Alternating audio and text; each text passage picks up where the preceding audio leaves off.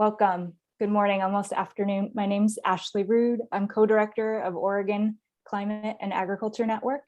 And thank you so much for coming to the second in our series of the 2022 Farmer to Farmer Learning Circles. We know you all are so busy and really appreciate you taking the time to be with us today. As folks begin to trickle in, as I mentioned earlier, feel free to introduce yourself in the chat, your name, where you're coming from, and your farm name. So I thought I would start to just kind of set a little context here. Why are we here today? And Oregon Climate and Agriculture Network took the time to listen to the farmers in our network, which includes a lot of you all. And what we really heard loud and clear is that farmers learning from other farmers is really what's going to work best to support climate resilience on farms in Oregon. So as a statewide network, OrCAN thought this virtual space would be a really great place for us to start. And as my colleague Dominica and I were brainstorming what these sessions could look like, we knew we really wanted to create an interactive, engaging learning space. So that's the goal for today, to create a space to learn from each other. And while Jen's going to lead the conversation and really share her expertise and her farm story, she's made clear from step one that she wants to hear from you all as well. With that in mind, please keep your camera on whenever you can. We encourage you to ask questions, and a reminder that we'll be doing some breakout rooms throughout the session. We'll do a really quick one to kick things off so that you can meet other folks in the room and share your questions, and then we'll do larger group discussions towards the end. And as you get into these conversations, we really hope to create a safer space for a lot of different kinds of producers and farmers to talk. So let's engage in our conversation with respect for others by listening with curiosity. Let's speak from our own personal experiences, and let's allow time for others to share. And I just want to, say that all of y'all in this room are really the innovators. I want to recognize that we have gathered here today people who really have care for the land in common. And I just want to say thank you for all the incredible work you're doing and for carving out some time today. Here's a couple of quick Zoom logistics. If you have any Zoom challenges, Dominica is here to help troubleshoot. Welcome everybody as people are plugging in. Please update your Zoom name. You can add your preferred pronouns, your farm name or organization. And to change your profile name, you just kind of hover over your image and 3 dots will come up that you can click on to change your name. And to get warmed up, I thought we could just practice using the chat function real quickly. So if you could answer in the chat, what's your favorite spring farm activity or crop to plant? So just type in the chat to everybody. What's my favorite farm activity? I think planting peas.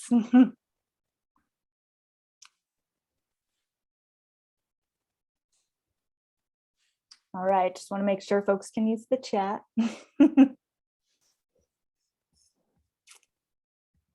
Excellent. We got another pea person.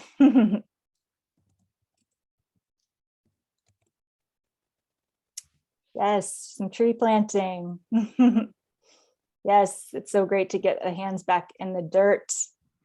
Excellent. All right. It looks like we've got some people familiar with using chat, which is good.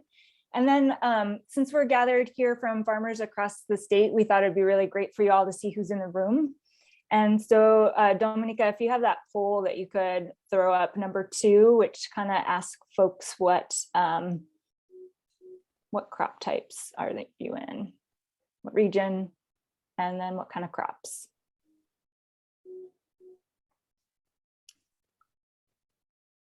And I'll just let it roll for a moment while folks answer the questions.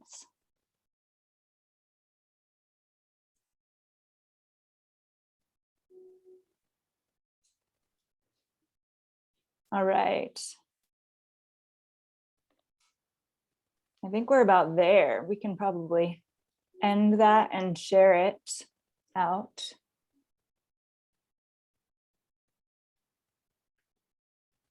All right, let's check this out. We've got a lot of folks from North Willamette Valley, a lot of Willamette Valley folks, but we've got someone from Central Oregon, a lot of vegetable crop growers, some livestock folks, fruit and orchard, and a little bit of forager hay as well. One grain grower, Some seed growers, excellent. All right, and to keep the interactivity going, let's see. We thought we could go into short breakout rooms. So we're just going to go into a quick breakout room where you'll be with 1 or 2 other people, and you can just introduce yourself and share what questions did you bring to this event, or what do you hope to learn. And we'll just be in there for 3 minutes. It'll go by fast, but I think that'll be enough time to get us going. Dominica, do you feel ready to throw us into those rooms? Thank you. So again, introduce yourself and what you hope to learn from this event today. Thanks, everybody. Welcome back as you're coming in. Good to see people trickling back in. We'll wait another minute. Awesome. Welcome back, everybody. If you want to go ahead and type in the chat what you heard from the person that you talked with, what they want to learn, or what questions they have, it would be great to see what people talked about. And as folks are kind of typing that in, I thought I would just really quickly go over the outline for the rest of the session. Really excited to introduce Jen in a second, Jen Aron from Blue Raven Farms. And we'll kind of pepper in Q&A throughout as Jen's talking. When you can type questions into the chat, and we'll be able to bring those to her attention. And then we've also got all of your great questions from the registration that Jen's thought about as she's put together her presentation. Then we'll go into small breakout rooms, and we'll have kind of guidance for you to guide you through the conversation. And then we'll go back into the big room to share what we've learned and have kind of a nice closing for the event. So that's the plan. And with that, really excited to see all the conversations coming in. Really great topics that folks are interested in talking about, and just interested in connecting with people. That's a big part of this too. So thanks for participating in that interaction. And with that, I'm just going to do a quick intro for Jen. I am so excited to have Jen Aron here from Blue Raven Farm to speak with us. Her passion is just absolutely infectious. She's been such an important thought partner for us here at Oregon Climate and Ag Network. I really appreciate her willingness to tackle the hard questions, to be really real about the struggles that she goes through, and also to really share the hope that she has as well. And we're really just going to skim the surface here with Jen. She is just an incredible wealth of knowledge. She is passionate about soil biology. And we always kind of try to track where Jen is giving presentations and workshops. So we'll be sure to share that with you as we go along. So with that, I'm gonna let Jen take it from here.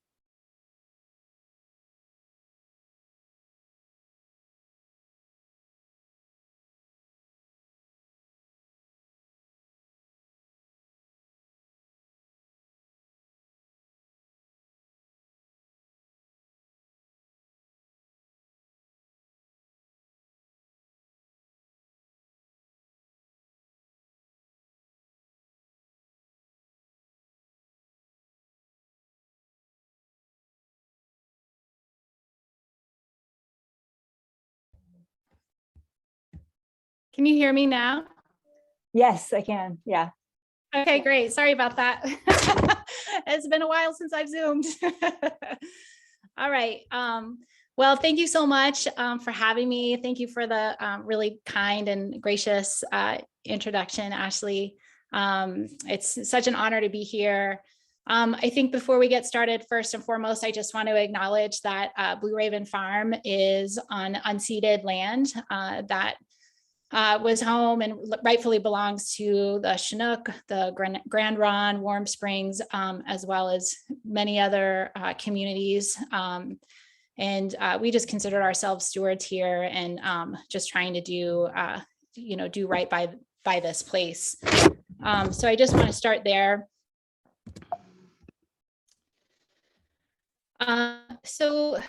I basically have kind of 3 sections that I was going to go through today. The first is just a series of slides showing where we've been and where we are now, and kind of a timeline.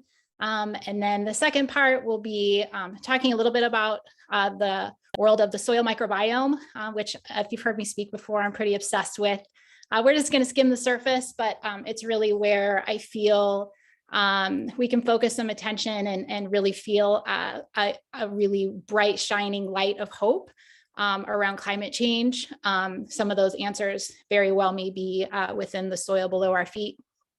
And then finally, if folks are interested, we can talk about some of the tools that we use in terms of transitioning to minimizing tillage on the farm. So this is our upper fields, just so you get a sense of where we started in 2015. So pretty much just grass and weeds is where we started. I think it's good for folks to see that not all farms just start as a farm. So this is kind of where we started. And in the fall of 2016, we did a pretty, severe surgery on the soil in terms of we came through with a plow and a tiller. You can see just how red and rough that soil is. So that was our starting place. Why did we opt to come through with a plow when our goal was to be as minimal tillage, no till as possible? And the reason being, we needed to aerate. The soil was really compacted and we wanted to get some organic matter in there and correct some soil acidity issues. So we were able to lime at the same time. So, I think about tillage as kind of this, it's like an antibiotic, right? It's really severe. You can use it in times of need, but it's not something that you want to take all of the time. So that's kind of our goal. That same fall, we seeded about 100 pounds of crimson clover. And then in the spring, did our second and our final till of the land. And you can see on the left how beautiful that crimson is. Knowing what I know now, boy, do I wish that that was a super diverse cover crop mixture, but lessons learned, and it's a great opportunity to just do better. But it worked. Lots of carbon, lots of organic matter. We did not have a ton of pollinators out here. It was, this land was pretty desolate. So this was a great opportunity to be a big beacon for bringing in pollinators, which worked really well. 2017 was our first year in production, and we haven't done mechanized tillage since. 2018, I love this picture because this was kind of like our first, or I guess I would be like our second full season. And it was just lackluster. We had so many weeds, we had pests, we had diseases. We were one of the first farms, at least in terms of tissue testing analysis, to show brassica downy mildew and arugula. I'm just like, wait a minute, what happened? We were supposed to have this freebie year. We're doing all these great things, and it was not great. But I really wanted to give this trial 5 years and just see, trust and stay the course was my mantra for sure for a lot of years, and just see if through time, if the ecosystem would start to repair. And, it did just that through time. You can look at the color of the soil there, look at how it's starting to become this chocolatey brown in comparison to that orangey red color that we started with. We added compost the first 2 years, but that's kind of it. Our soil organic matter started at 5.5% and is now at 9.5% in just a matter of 6 years. So we have been able to increase soil organic matter with just 2 years of compost application, and then minimizing tillage, as well as some other things that we've been doing just to keep carbon in the ground. So 2019 was certainly also full of a lot of challenges. I think it was the year that I almost quit farming altogether. It was so hard. But things really started to come around, as you can see in this picture. I use this term, and I apologize if you've heard me say this before, but it just is so, it just speaks so clearly about kind of what was starting to happen. And it's how I phrase it is like the pieces of the ecological puzzle started to come together. So it just felt like it was broken, and we had a lot of weeds and pests and diseases. And all of a sudden we started to see those things start to fall by the wayside. And then 2020, as we all know, was such a difficult year on a personal level for just about everybody, myself included. However, wow, what a magical year on the farm. This is really where things came together. Pests and diseases that we had that we really struggled with for several years were pretty much non-existent. So the biology was really starting to work and come together, and that system was starting to repair. Very few weeds in the fields. And throughout this whole process, we've been seeing a decrease in labor inputs, like almost by 50% every single year that we've been here. So I think in a room full of farmers, it's always great to throw that economic piece on there as well, that by caring for the soil and focusing on this, kind of on this strategy, focusing on soil microbiology, minimizing tillage, that we were able to really come leaps and bounds. This is last year. This is spring of last year. Let's see, I think I skipped over how much we have in production. We're a 5-acre piece of property, but we have 1.5 acres in production. About 3/4 of an acre is in mixed vegetable, and about 3/4 of an acre is in orchard and laying hens. So sorry, I forgot to mention that. I would say our spring last year was probably our strongest spring yet. Definitely saw huge increases in yields. Things were growing really, really well. And then of course, we got the heat dome at the end of June. That was rough. I know it was rough for everybody, likely everybody in this session. We rely on drip, and our pathways are really narrow, also bare. Huge lesson learned there, like bare soil is always a no-no, pathways included. And what I can hypothesize is that the little bit of drip that our plants were getting, that dry pathway, you can actually see it kind of in this picture. The dry pathways were really starting to wick moisture away from our beds. So, dealing with that, that's certainly a big question mark that I have. We don't have access to a lot of chip drops and things like that. We're about 45 minutes from Portland. So that's proved to be a little bit more difficult. And it's something I'm brainstorming. But all in all, I would say that, 5 years of soil care and a lot of love certainly helped our plants to be a lot more resilient to unprecedented heat and drought that year for sure. So I think I'm just going to pause there for a second and take any questions that folks may have about kind of this strategy of moving toward, I'm just wondering if there's any questions up to this point. Yeah, I'm wondering, how do you keep your pathway completely weed free? That's a great question. It's really interesting.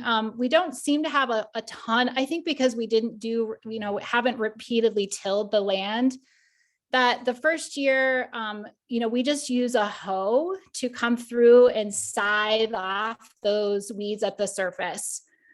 So some folks will use a wheel hoe to do that and go through the pathways. I don't have a wheel hoe, so I just use this 3-sided field hoe, and I just kind of go through, and we just go through really just twice a year and kind of knock those down. You actually see, looks like before this picture, you can kind of see some debris in the pathways. So that's our little bit of weeding that we've done, and it goes pretty quickly.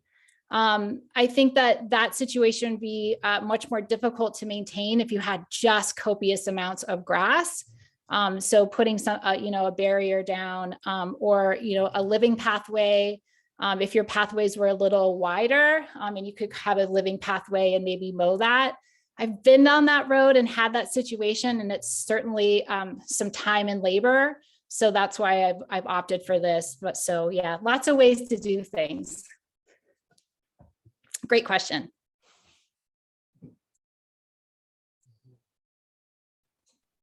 Any other questions for Jen before she moves on? Sharon? Yeah. Have you ever had any problems with really vigorous perennial weeds like quackgrass and bindweed? My first farm, yes, we did. And as we reduced tillage, we finally were able to kind of work through the quackgrass. It seems like the tillage, breaks up those roots. It just seems to spread the quackgrass, especially, and the bindweed. I know that this is a question that weighs heavy on a lot of farmers with those two weeds in particular. As it stands right now at Blue Raven, like those are two weeds that I'm just not dealing with right now. But I know that there's been conversations in a greater context of like, what the heck do you do? Because it's tricky. So I think, I would like to hypothesize that as you reduce tillage and repair biology, that those weeds will become less and less. That would be the hope. Great question. I'm sorry, I don't have an answer for you.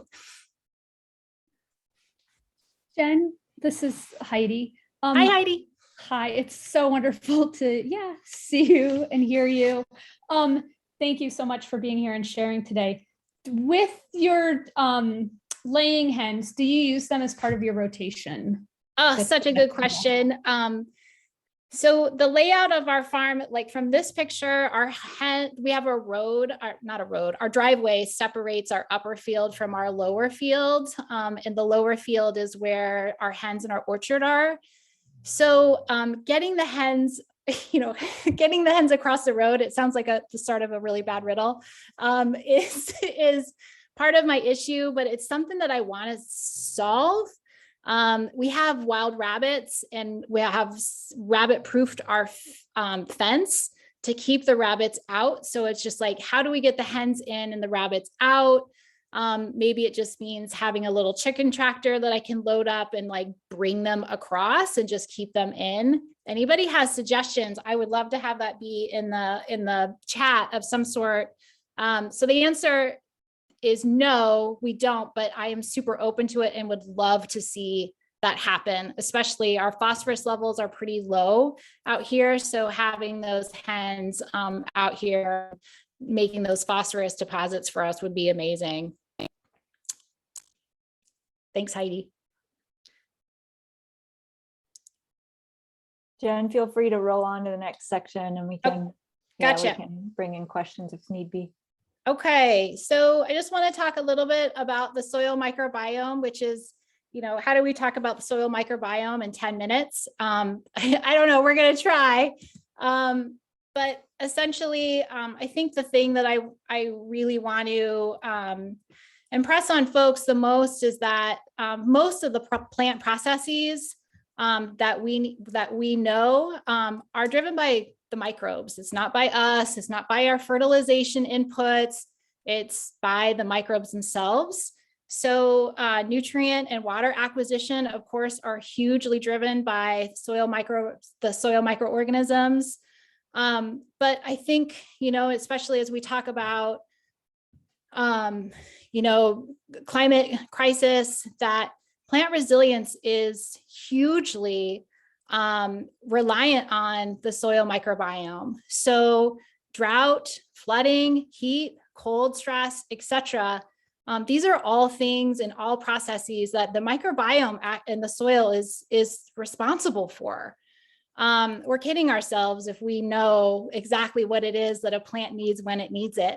The plant is incredibly complicated and brilliant, and the symbiotic relationships between plant and microorganism has been going on for millions of years. And yeah, the microbes got the plants covered, so to speak.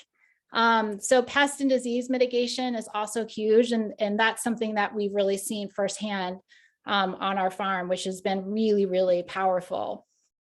I know this is an old slide from a presentation I did last year, but just kind of demonstrate the rhizosphere and the endosphere, basically this microbial rich area right around the plant roots. The endosphere is the microorganisms that are within the plant structure, and they are all working and communicating together. Sorry, this is painful to watch. When we run tillage through our fields, this is, we're wiping out a vast amount of biology, and that communication and that resilience is all of a sudden just wiped out, and we're starting from scratch. So I kind of mentioned that tillage is like an antibiotic, right? It's wiping the slate clean.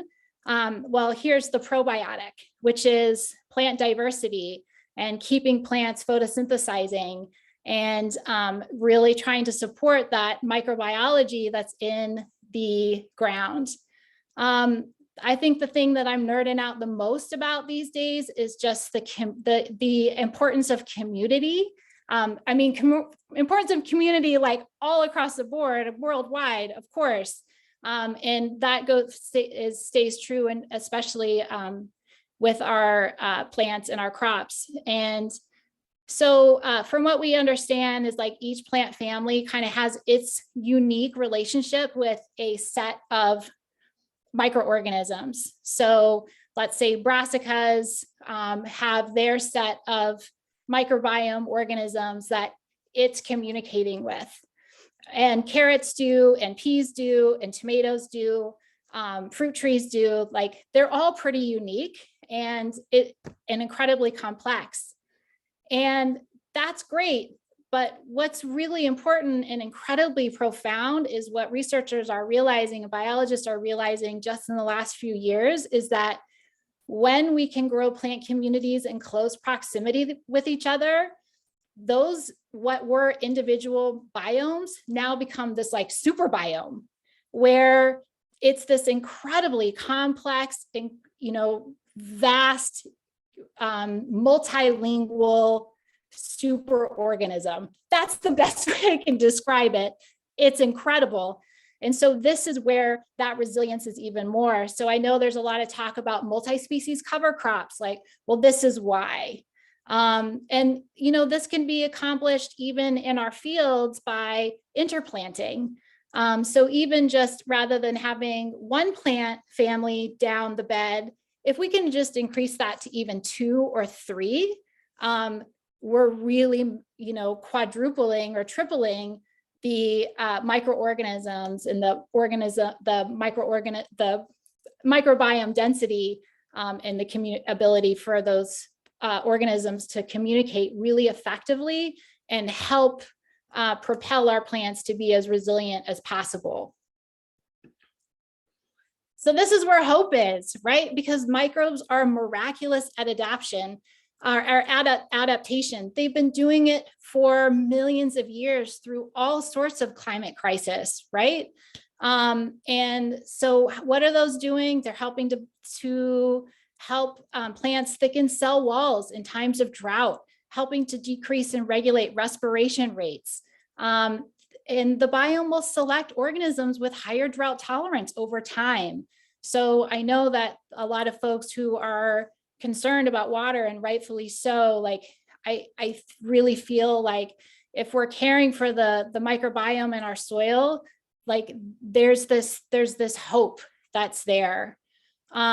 Certainly soils with higher organic matter levels tend to have a greater resilience to drought, just because there does tend to be a higher density of soil microorganisms in that type of soil. And I just want to be really forthright that there's still so much that we don't know. I certainly don't have the answers, and that's why these forums with farmers are so incredibly important. We have so many, we have a lot of options, y'all. And every farm is really different. And I think that it's probably the biggest hurdle that we have right now is how do we, so we know how to support good soil. We know this. It's maximizing photosynthesis. It's minimizing soil disturbance. And so that would be through no-till or tickle tillage, which is like just the top couple of inches. Strip tillage, which I used to be so like, no strip tillage. And now I'm like, I don't know, let's talk about that. Because rather than destroying an entire ecosystem in one pass of the tiller, we're taking out only like a third of it, and the rest of it can then repair. Planting diversity, we talked about that, keeping the soil covered. Of course, like with plants, that's the best. But if that doesn't work for you, maybe you can use a mulch or a tarp. So we know that these are kind of the solutions, and how we can get to those and apply those to each of our farms is super unique. But there's a lot of really cool options. And I'm really excited to have these conversations about how do we get there, whether you're on an acre or if you're on 50 acres. So I just want to pause there for a minute and see if folks have questions before we go on, and if folks are interested in like some of the, minimizing tillage stuff.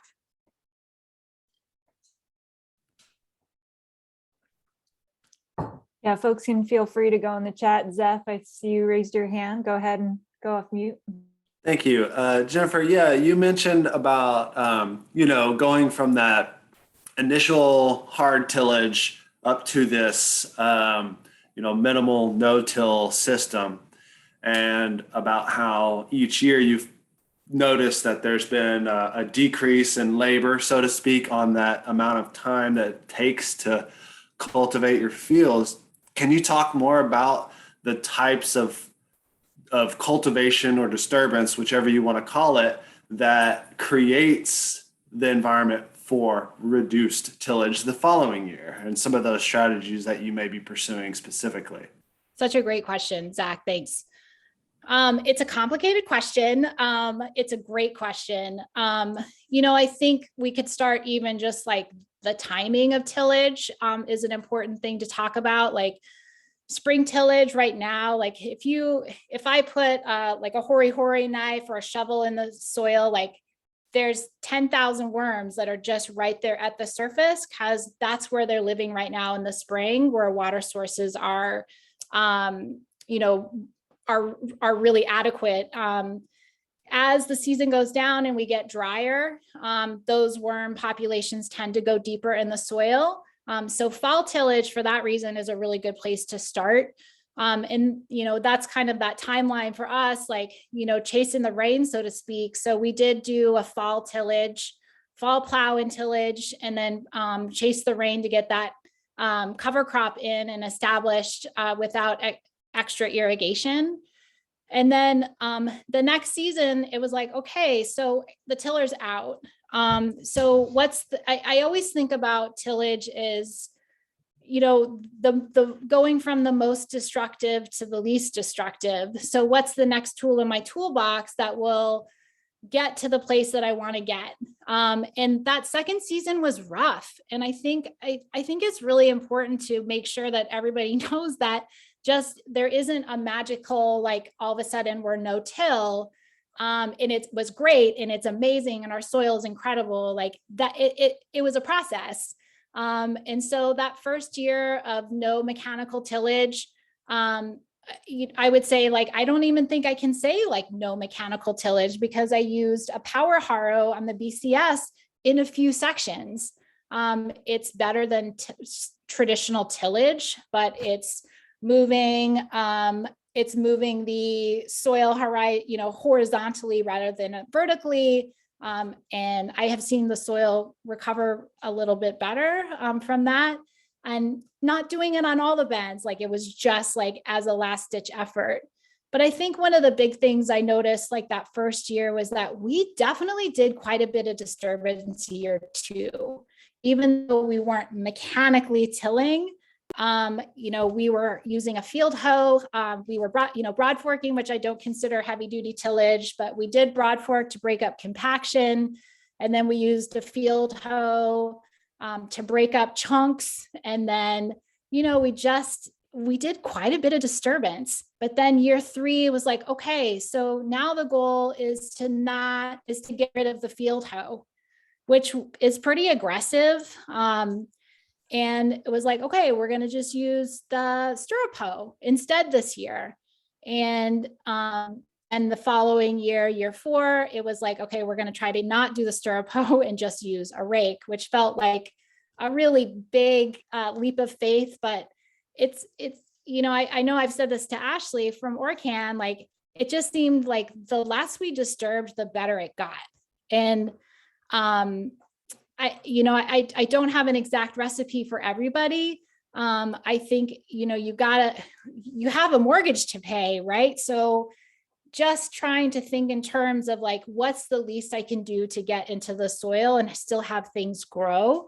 I'm a huge fan of the penetrometer. It's a $180 tool that basically simulates root growth, and it measures soil compaction. That it's been amazing. I could probably talk for 45 minutes just about that.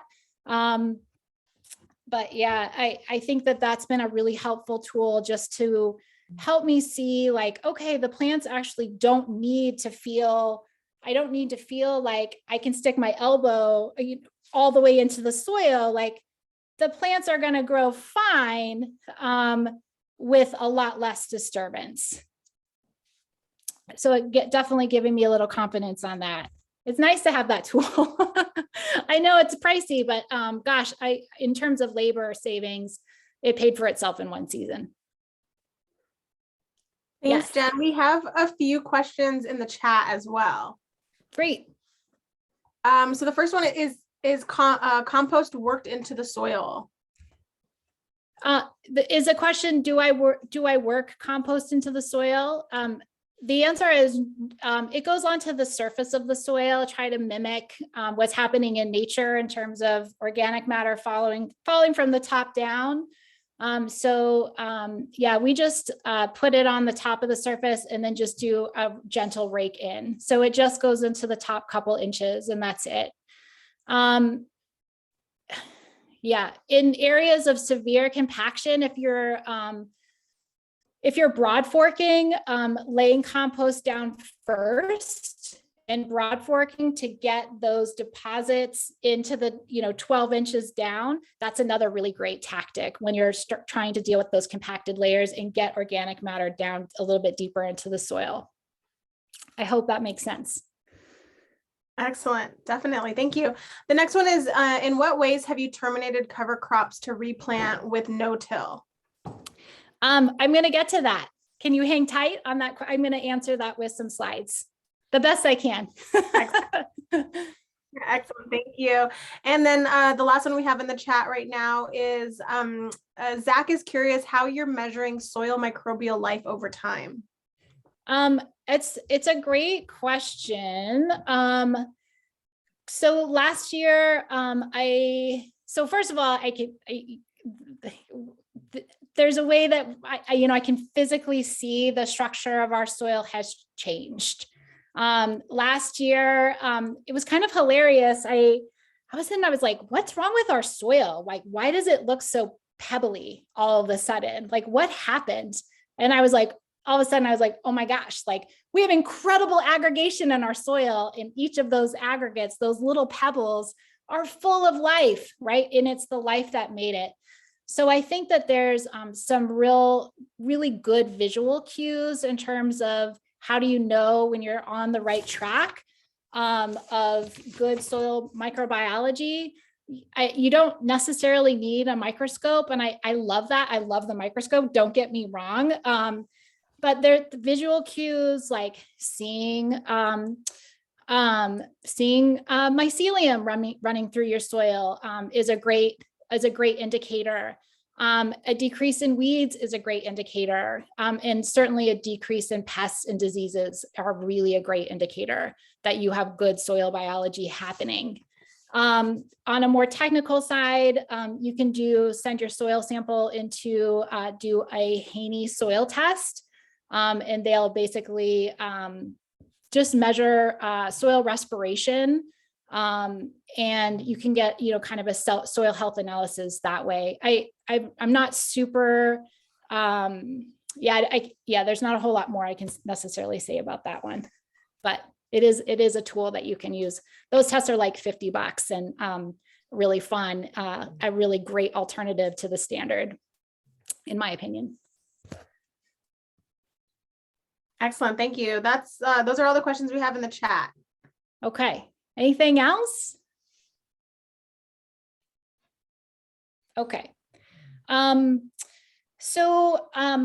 I think one point, just really quickly, it's kind of the last point on the slide, and I just want to vocalize it, is there's a lot of dogma going on around tillage and no-till, and like no-till just kind of makes me roll my eyes a little bit, because there's really no such thing, like even putting your plants in the ground, like that's a level of disturbance and tillage, I think.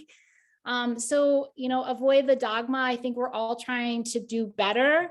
And I really want to make sure, like, as we look at that picture of crops and of the biology that's happening in the plants and on the plants and around the roots and running through the soil in terms of fungi, that it's pretty resilient. And like, if you have been tilling and you want to do better, I think that that's great. And I just want to be, just do the best you can. I know that we all have mortgages to pay. And I think that I just think that it's important to note that. Okay, so transitioning to minimal till. This is just 7 slides. So if you're looking to transition, I really recommend starting small. Most of the farms that I've been working on are starting at about 1/4 of an acre and if you're a really large farm, maybe starting at a full acre at a time. Focus on increasing soil organic matter in that area first. So maybe you can put compost down or get a really nice thick strand of diverse cover crop going.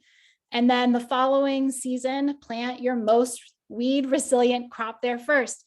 Weeds are going to be horrendous your first year or 2 of no-till. They just will. You're hearing it from me, that's for sure. But it will get better. And then, just as I mentioned before, aim to decrease your level of soil disturbance each year. So, maybe for folks who are making 4 passes with the tiller each year, maybe for the first year, you're aiming to just do 1 fall till. Maybe that's where you start. And then every year you're trying to do a little bit better. And I just want to note, like, it takes time to build good soil structure and repair soil ecology. Like I mentioned, for us, it was a good 4 or 5 years before we really started to see that. But in geological time, it is a blink of an eye. So keep that in mind. Don't laugh. But transitioning beds without tillage. This is a technique I picked up from Singing Frogs Farm in Sebastopol, California. They have 3 acres in production, y'all, and they're using these clippers to clip off crops at the soil surface. And it works really, really well. That crop debris can get composted separately. Roots are staying intact. And I get asked this a lot. Well, like, how do you work around this root residue here? And it's not a problem at all. Like, I'll cram a transplant in, like, right next to that little root area without a problem. On a larger scale, this was overwintering brassicas that you can see flowered beautifully. And I used a flail mower to knock down that crop. And that could be a cover crop as well. Same. I love the flail mower, and I think especially for farms that are on a larger scale, this is a great way to go. I mentioned the word tickle tillage. It's kind of my new favorite phrase. I don't not know where I picked it up, but it's like within the last couple of weeks, I'm like, woo, tickle tillage. Let's talk about that. But what I've realized with the flail mower is that you can crank that thing down and the blades can, you can crank it to a point where the blades are actually in the soil just a little bit. So you could do a first pass like this, lots of debris on top, and then make another pass where the blades are actually in the soil, just in the top inch or two, and it incorporates that debris really well. And gosh, like depending on the amount of debris, like I can just plant right into that or just wait a few days for the microbes to digest some of that debris. There's a lot of different ways to do cover crops. But this is a great way in terms of no tillage. And you can see these beds to the right here. I know we're miraculously, we're not tilled, even though they look like it. This is my new favorite thing. I'm by no means an expert. Last year is the first year we started crimping. I call this 2 humans and a T-post. So it can definitely be human scaled, but can also be scaled up, and you can throw a roller crimper on the back of a tractor. And yes, there is some nuance. Your cover crop needs to be mature enough that those stalks will crimp and stay down. To ensure that, we threw a tarp over this crimped area for 2 weeks to just ensure that the crop died back. But this is a great way to minimize tillage and to help build and protect soil. The roots are still intact. In terms of time, with 2 people and 2 folks in a T-post, 100 feet can be crimped in about 10 minutes. And we laughed a lot. So super good times. And look at this, like this is after we took the tarp off, super incredible. So rather than tilling that cover crop residue in, which would be releasing a lot of CO2 back into the atmosphere, we're keeping this carbon here on the soil. It's breaking down slowly. And then planted a late season cucumber in there. This was in July. It was hotter than heck outside. And we basically grew this incredible protective mulch. So rhizosphere was intact. The mulch was protecting the soil from evapotranspiration. The soil was cooler under there. And of course, as I mentioned, a diverse cover crop would have been better, but hey, Crimson worked really, really well in a good pinch. And then look, it worked. Beautiful yield of cucumbers, pretty late season.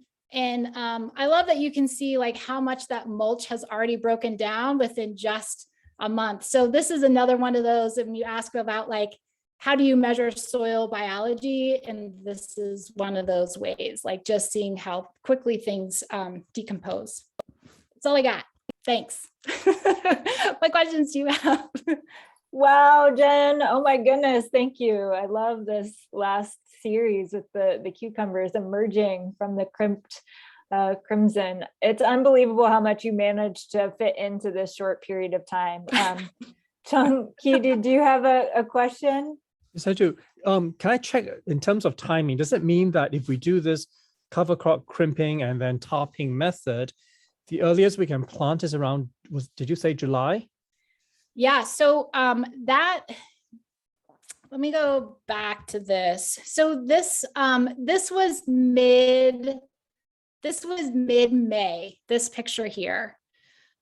So this is, I'm doing this again. So I'm again, like full disclaimer, this was my first season experimenting with this. I learned a lot.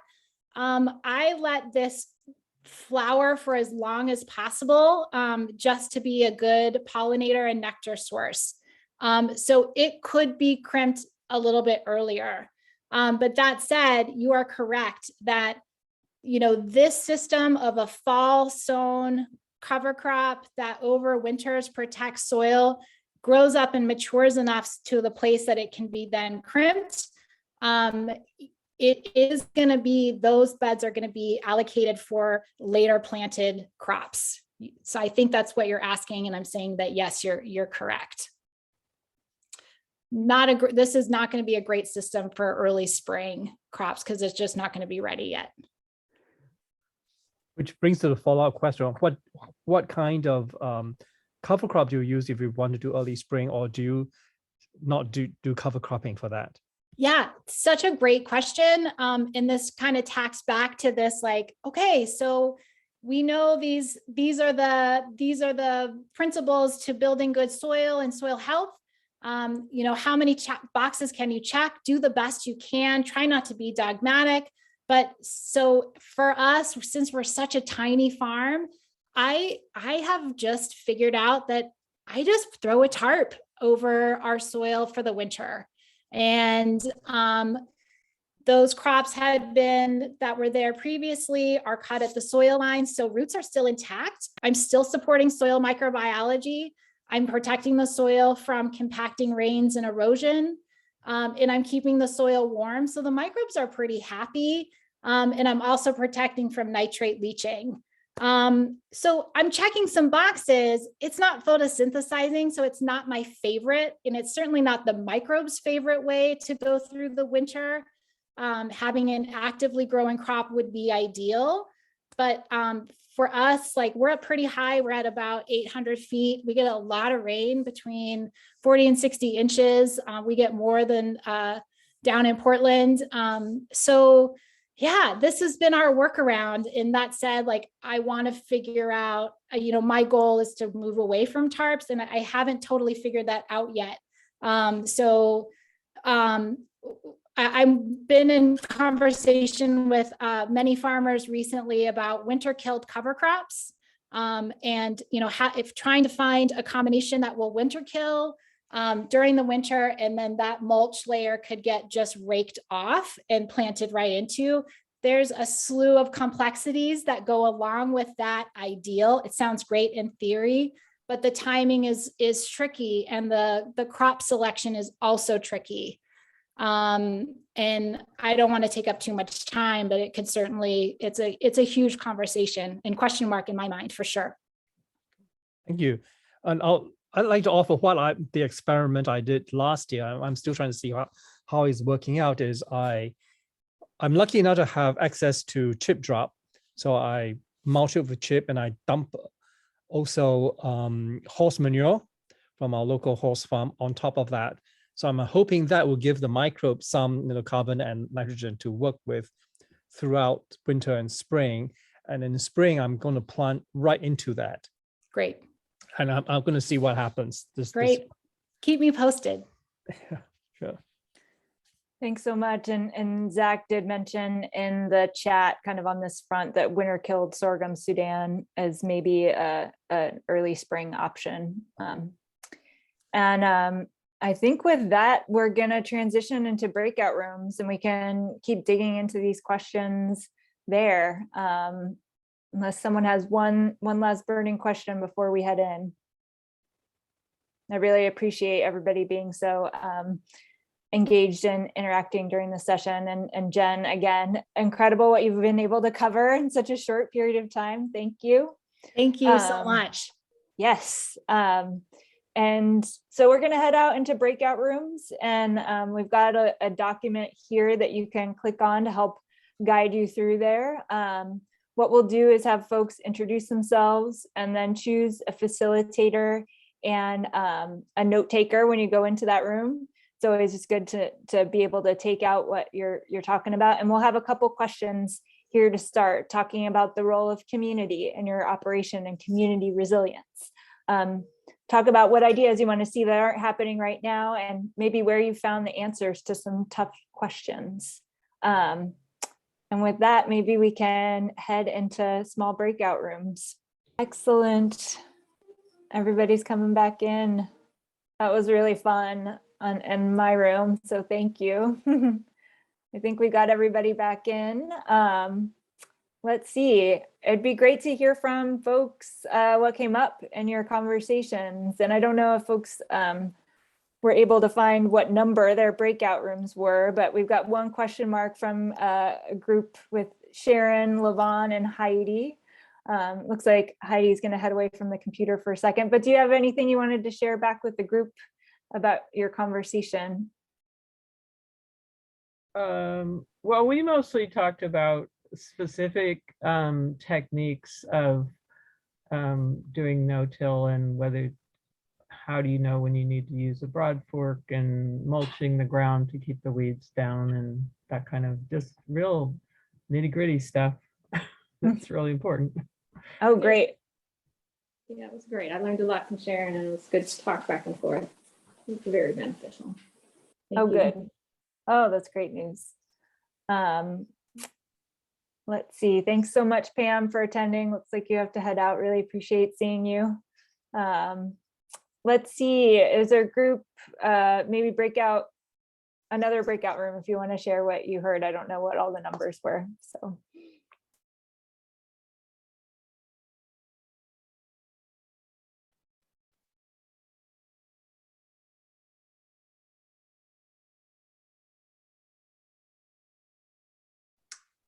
So let me jump in there. We heard quite a lot from Jennifer about how when she started, there wasn't anyone doing no-till. And so the community piece is really about finding more and more people now doing this. And so it's great. I know that now we have community support and we're able to learn from each other.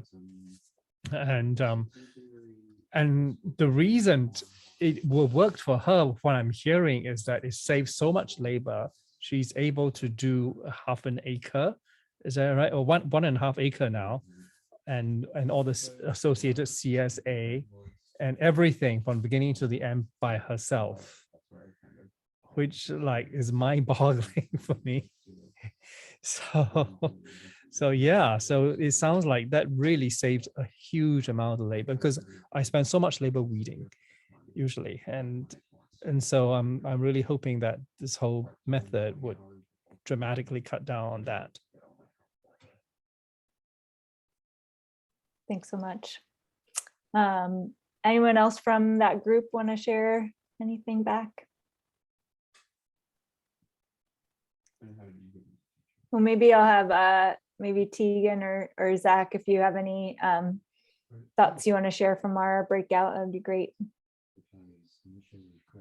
Yeah, we had a nice chat. I mean, we mostly about pastured pigs, so something totally different, but it's more in my wheelhouse.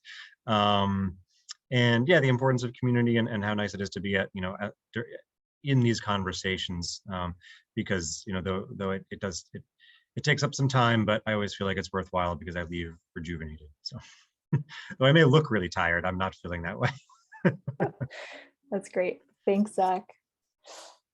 Tegan, anything else to add? Yeah, just building off of that, the need to have some clear ways to connect with one another and trying out different strategies. And then, I really want to see us, celebrating and featuring, like Jennifer's farm and other places that are just really, just seeing the impact. And I just really appreciate the message that it doesn't happen that first year, second year, third year.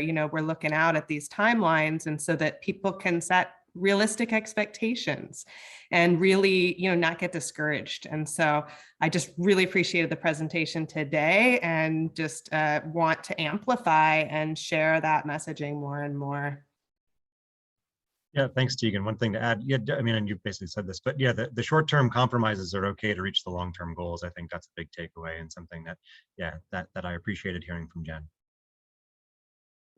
Yeah, and we talked a lot about the importance of your kind of no dogma kind of message. And also, I so appreciate every time we talk, and I think it came out in your presentation as well, your emphasis on experimentation and growth and how to weave that into your systems. Jen, I'd be curious if you have some kind of closing thoughts and reflection of both your, breakout time and just the conversation that we've been able to have here today. I really don't. I really appreciate this. I appreciate everybody coming out today and sharing and turning your computer screens on so we can see and have an interactive conversation. This is the second time I've had an opportunity to be in a decently sized group of farmers in the last week, where we're discussing, this really big topic. And I just want more of it. I'm so hungry for it. And so, let's just keep doing it and just keep staying connected and just, keep sharing and keep experimenting. And I keep brainstorming about what's a centralized place that we can go to put down our questions and our challenges and our successes and things that we're trialing and how they worked and how they didn't work. It's certainly on my radar. I have a huge, not a huge, but I have a significant list of folks now that have gone through workshops, both short and long, and are doing this stuff. And, we don't have all the answers, and it is going to take a mighty village in Oregon to figure out what works here, and the vastness of farming styles and climates and water, no water, soil types, all the things. So the topic is big and it takes all of us. So thank you. A million thank yous for being here. And thank you, OrCAN, for organizing this. Just a million times thank you. Yeah. Thank you so much, Jen. Very well said. As Tegan just wrote, I can't think of a better way to kind of close things down, although we do have an extra few minutes. I'll close a little bit, and then if folks want to stay on for a minute and ask another, last burning question, we can do that too. I just want to echo Jen's thoughts that I really appreciate everybody making the time today to come out. These conversations can only happen when folks show up. Thank you so much to Dominica for your support and helping really set up these to be engaging conversations. Couldn't do this without you and Jen. And we're going to have another session coming up, another farmer to farmer learning session. Super excited about this one as well. It's going to be on the 21st of April in the evening. We'll try out the evening time, see how that goes, from 5:30 to 7 with my brother's farm. And that is not my own personal brother. It is a group of brothers in Crestwell, Oregon, who have a fantastic operation transitioning an annual ryegrass operation into a diversified ranch orchard. I'm missing one of the things that they do. They do a lot. We've got a farm profile of them up on Oregon Climate and Agriculture's website, so you can kind of check that out, and we'll flesh that out with a conversation over Zoom as well. We'll be following a similar format of trying to be more interactive. And I'll also be sending a follow-up survey just for you guys to have an opportunity to give us feedback on how we can make these better. And I'm excited to start posting all these recordings on our website. We have our last discussion that we had with Sakari Farms up on our website, so feel free to check that out. And once again, thank you all so much for your time. We moved a little bit quickly, so if anyone has a final question and wants to stay on, feel free to ask that. Yeah, thank you all. Yeah, I did have one more question for Jen. Yeah. So when I was there last July, you still had employees, and it sounded like in your breakout group, you said you don't have employees anymore? Yeah, it's just me this year. So last year I had 2 part-time folks. And this year I don't, it's just me. And that's working out? Yeah, actually, so far. Yeah, so far it's been great. I love having, I certainly love having a crew here just for the community and camaraderie and someone to commiserate with, that's for sure. So that part is hard and isolating in its own right, for sure. So I'm trying something out. I have been tracking labor for 5 years and watching it decrease by 50%. So this year's 50% decrease means it's just me. So we'll see how it goes. And I mentioned in the chat that I just took stock of what I love and what I don't love about my job. And one of the things that I don't love is delivering 2 days a week. And so I I cut my delivery route down like really significantly. And I just have this little like satellite area that's close to my pickup spot in Portland. And I have a lot of other people coming on farm. And, you know, I'm just like, wow, like that bought me, you know, 6 hours a week that I just got back. And so I spent a lot of winter time planning and trying to take stock of what works and what doesn't work. And yeah, I know we all do as farmers, right? So I think that's part of it. I'll let you know how it goes. We'll see if I have more gray hair at the end of the season. Thanks for being so open and sharing, Jen. I love that you are, you know, thinking about what is it that you really love to do on the farm. I think that's a similar message that folks will hear from my brother's farm, like really figuring out like what you love and digging into that and trying to figure out how to let the other things fall away.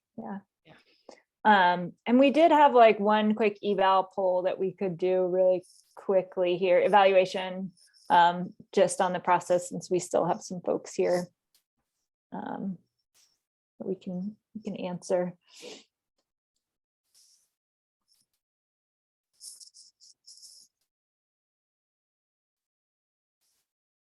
And then, like I said, we'll have a more comprehensive one so you can provide a little bit more substantial feedback later on. It's really helpful.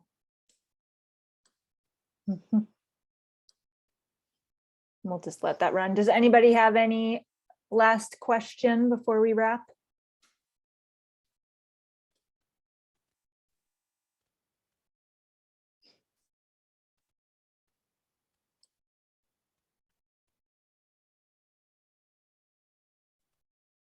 This is Heidi. I just want to say thank you to OrCAN for hosting this and Jen for sharing. And yeah, just so appreciate too that it's a it's a multi-step process, and everyone, you have to adapt it to, to your own farm. So thank you, thank you, thank you. Thanks, Heidi. All right.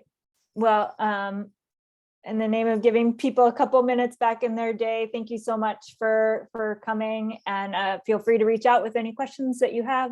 And I'll be following up with the recording and a deeper evaluation, and Dominica put the registration for the next event in the chat, and I'll be sending that out as well. So thank you all so much. I appreciate your time.